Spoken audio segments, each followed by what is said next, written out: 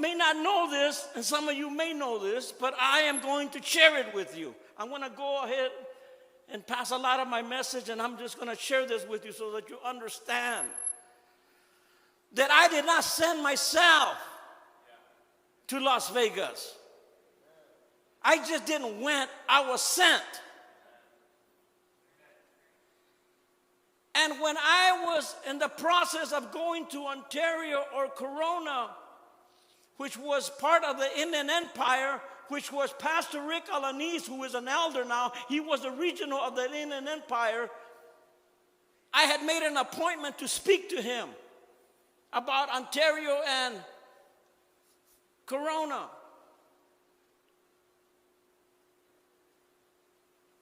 And this was after Brazil came and went. He said, what happened there, Pastor Benny? That's a whole nother sermon. I don't have time for that. But God was already dealing with me about Las Vegas. I had been to Las Vegas 3 times, but I wasn't coming over here to spy out the land. I was just coming over here on assignment because I had a job that was sending me over here. But how many know that God was in the mix? And the 3rd time that I came over here, I was over there by 28th Street in Charleston, and there was a bar there named Basin. And that was the hangout for the drug addicts and the prostitutes and the alcoholics and the gang members. And I mean, it was just a hangout. Don't look at me like that. You know what I'm talking about. And I seen all the people, and I said, man, we need a Victory Outreach over here. And when I said that, the vision spoke. I said, the vision spoke into my heart about Vegas. I said, we need a Victory Outreach here. So anyway, going back to the meeting that I had with Pastor Rick, I had invited myself to preach there in San Bernardino.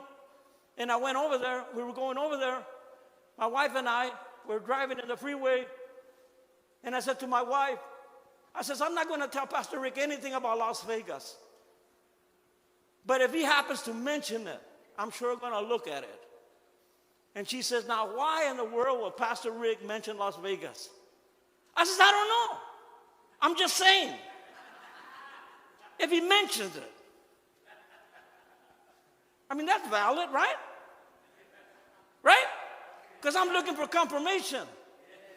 Because Las Vegas is birthing in my heart. And I went, and the worship was like here.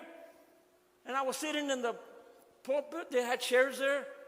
And I was sitting there, and Pastor Rick got up and after the worship and started greeting the people. And then he said this.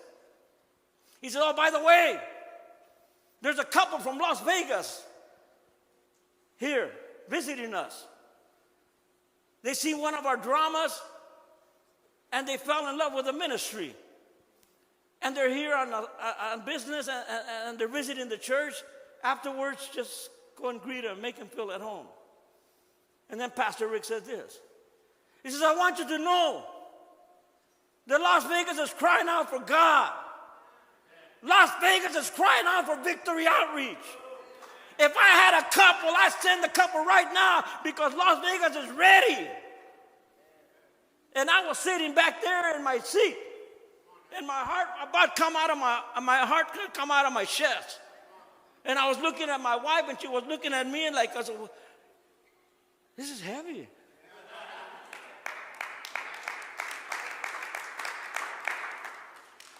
The vision was speaking. And Pastor Rick sat down next to me, and I said, Pastor Rick, I said, it's funny that you would mention Las Vegas like that. He said, why is that? He said, because I'm praying for Las Vegas.